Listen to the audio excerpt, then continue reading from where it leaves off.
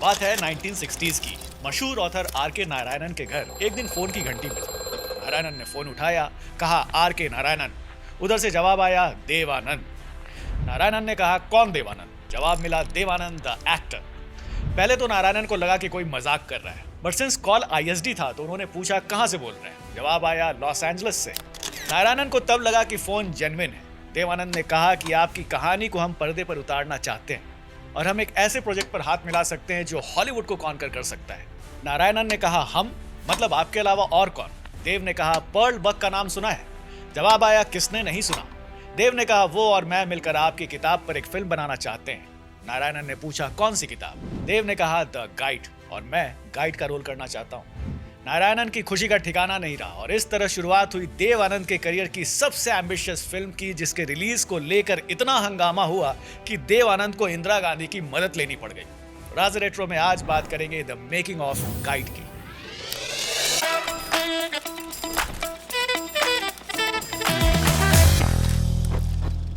देव आनंद ने 1949 में नवकेतन फिल्म्स की शुरुआत की थी और इनकी कंपनी ने कई सारे हिट फिल्म्स बनाए। बाजी, फंटूश, 9-2-11, टैक्सी ड्राइवर और 1962 में इनकी फिल्म हम दोनों इंडिया की ऑफिशियल एंट्री बनी बर्लिन फिल्म फेस्टिवल के लिए। इसी फेस्टिवल में देव आनंद की मुलाकात हुई अमेरिकन डायरेक्टर टैन डेलविंस्की और ऑथर पर्ल बक से।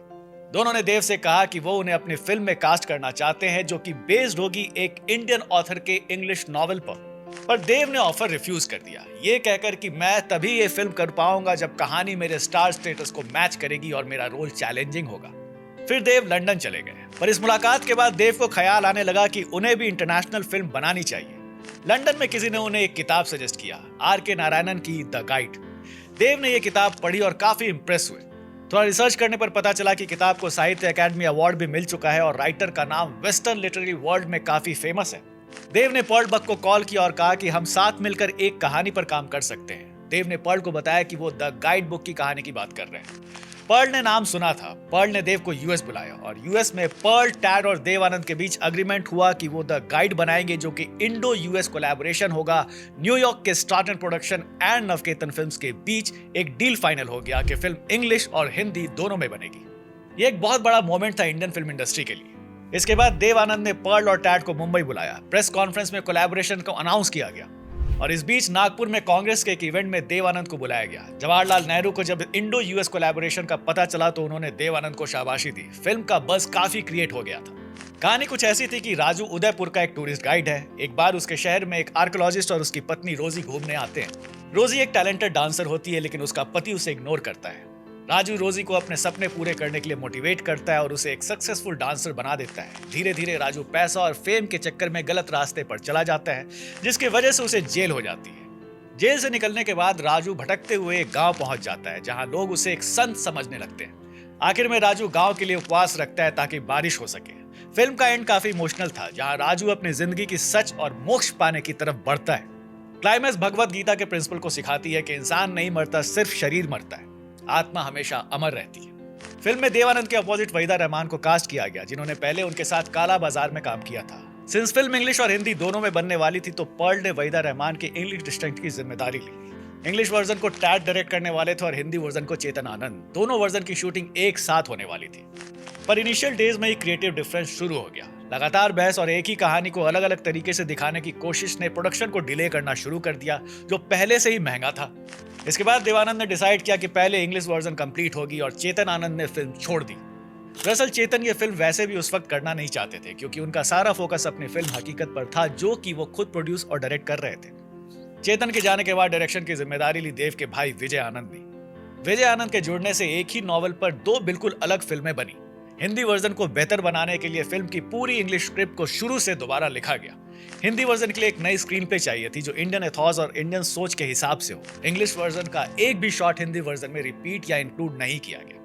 कहानी का आउटलाइन सेम था, लेकिन ट्रीटमेंट बिल्कुल अलग रखा गया। इसका मतलब था कि एक ही फिल्म को दो बार बनाना, दो बिल्कुल अलग टेस्ट के लिए, एक ईस्टर्न और एक वेस्टर्न। इस एक्सपेरिमेंट को लेकर मीडिया में फिल्म का काफी मजाक बनना शुरू हो गया था। कोई इसे देव आनंद का फूल हार्डी मिस एडवेंचर कह रहा था, कोई इसे reckless attempt that would lead to not बता रहा था।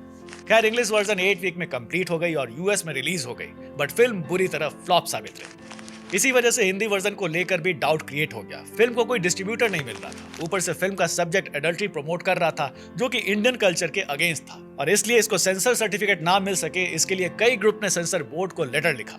नतीजा ये हुआ कि देवानंद को इंदिरा गांधी, जो उस वक्त इंफॉर्मेशन एंड ब्रॉडकास्टिंग मिनिस्टर थी, उनको अप्रोच करना पड़ा। इंदिरा गांधी के लिए स्पेशल स्क्रीनिंग कराई गई और उनके अप्रूवल के बाद ही सेंसर बोर्ड ने फिल्म को सर्टिफिकेट दिया। समहाउ फिल्म रिलीज भी हो गई, पर शुरू में गाइड ने उतना अच्छा परफॉर्म नहीं किया जितने की उम्मीद थी। लेकिन जैसे जैसे वक्त बीता, लोगों को इस फिल्म की गहराई समझ आने लगी और वो इसे बार बार देखना पसंद करने लगे।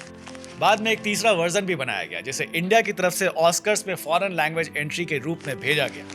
इंग्लिश वर्जन की तरह इस वर्जन को भी छोटा किया गया और ज्यादातर गाने हटा दिए गए। हालांकि फिल्म का मेजर हाईलाइट इसके गाने ही थे। गानों को शैलेंद्र ने लिखा था और म्यूजिक दिया था एस डी बर्मन ने।